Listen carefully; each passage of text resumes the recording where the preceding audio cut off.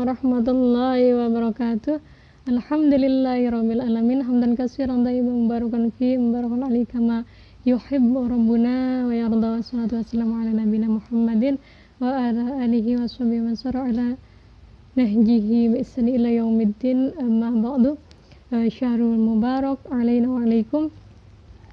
Alhamdulillah teman-teman semuanya, kita bisa terus melanjutkan kegiatan kultum Ramadan Ma'had Al-Jami'ah Yain Tulungagung, dan alhamdulillah hari ini adalah hari yang ke-29. Insyaallah kita akan membahas sedikit mengenai sabar dan istiqomah khususnya di tahun-tahun ini, khususnya di bulan Ramadan ini. Baik, di tahun ini tentu merupakan tahun yang penuh peluang, tahun yang penuh harapan, dan bagi sebagian yang lain tentu menjadi tahun yang sulit.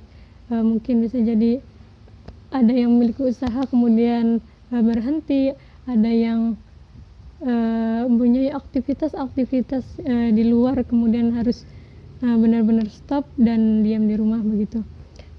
Kemudian di pekan menjelang Ramadan, menjelang Lebaran ini juga pemerintah mengeluarkan surat keputusan mengenai larangan mudik.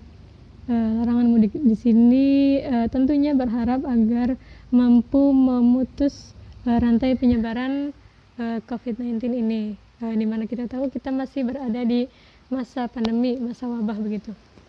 Kemudian yang ingin saya katakan adalah ketika kita lihat grafik tingkat mudik ini menurun, maka hal-hal demikian seharusnya juga bisa diterapkan di aturan-aturan yang lain begitu, seperti larangan-larangan tindakan yang mungkar seperti korupsi, atau menegakkan KPK untuk memberantas korupsi, menjaga hutan, menjaga alam begitu misalnya, atau mengajak ke yang ma'ruf gitu, yang baik, yaitu dengan misalkan membantu para petani yang kesulitan dengan bertaninya, atau juga menertibkan kembali sekolah-sekolah, pendidikan-pendidikan, dan menertibkan kembali tempat-tempat wisata yang nyatanya masih dibuka begitu. Dan orang bijak mengatakan bahwa segenggam kekuasaan ternyata lebih efektif daripada sekeranjang kebenaran begitu. Di masa sekarang ini, di masa yang sulit ini, keluar rumah pun harus hati-hati begitu. Kita harus menjaga jarak, kita harus menjauh kerumunan, dan tentunya larangan membuat kerumunan gitu. Dan Allah mengingatkan dalam Al-Quran surat Al-Baqarah, walanabluwannakum bisyai'in minal khauf wal ju'i wa naqsin minal amwal, dan kami pasti akan menguji kamu semuanya dengan sedikit rasa takut. Minal khauf, takut entah itu kelaparan, takut entah itu kehilangan lapangan pekerjaan, atau ketakutan-ketakutan yang lain tanpa alasan begitu. Minal khaufi wal ju'i wa naqsim minal amal, atau ujian merasa kekurangan harta begitu. Bagi karyawan-karyawan tentunya mereka takut jika di PHK, atau pengusaha-pengusaha yang bangkrut gitu. Wal anfusi was samarat, yaitu ujian jiwa. Mereka takut kematian tentunya, padahal kematian adalah sesuatu yang pasti terjadi. Dan pada kalimat selanjutnya Allah mengabarkan wabasyiris sabirin, kabarkanlah kabar gembira bagi orang-orang sabar, orang-orang yang sabar menghadapi ujian begitu. Jadi di masa sulit seperti sekarang ini, salah satu kunci utama untuk menghadapinya adalah dengan bersabar, tentunya dengan kita tetap menjalankan kewajiban-kewajiban kita dan tanggung jawab kita begitu. Lalu bagaimana sih orang-orang yang sabar itu? Dalam ayat selanjutnya Allah menjelaskan alladzina idza asabathum musibah. Dalam ayat ini termasuk disebut tafsirul ayah bil ayah, atau menjelaskan ayat dengan ayat, yang maknanya orang-orang yang ketika ditimpa musibah, orang-orang sabar adalah orang-orang yang ketika ditimpa musibah mereka sadar qalu inna lillahi wa inna ilaihi rajiun. Mereka mengatakan sungguhnya semuanya ini milik Allah dan tentunya akan kembali kepada Allah Subhanahu wa taala begitu.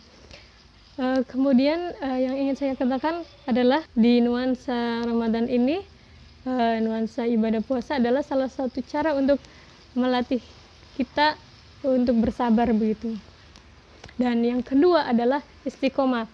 Makna istiqomah di sini adalah pendiriannya kuat, komitmen lurus, tidak condong kanan, tidak condong kiri begitu. Tidak depan juga belakang, tidak tinggi ataupun rendah begitu. Dalam Quran surat Fussilat Allah katakan innalladzina qalu rabbunallah, sungguhnya orang-orang yang berkata Rabb kami adalah Allah, semastaqamu, kemudian dia beristiqomah, berkomitmen, maka tidak ada ketakutan, kesedihan kepadanya begitu.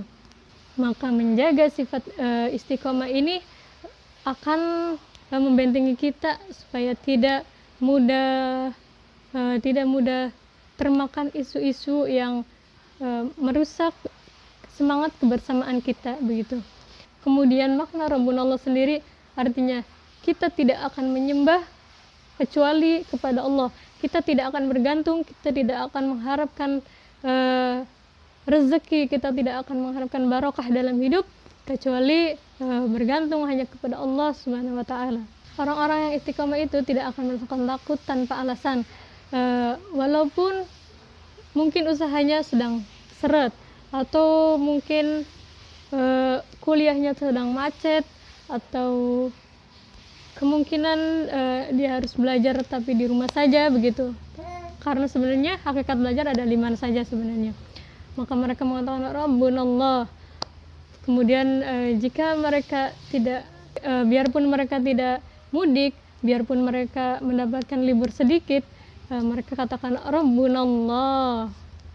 Maka yang ingin saya katakan adalah output dari semua itu adalah kita mengharap bahwa kita mendapatkan ghufirulahum ma taqaddama min dzambik, yaitu ampunan Allah. Ia keluar dari Ramadan maka ia seperti bayi yang baru dilahirkan oleh ibunya begitu. Ia suci, ia bersih dan seperti memulai lembaran yang baru kembali begitu.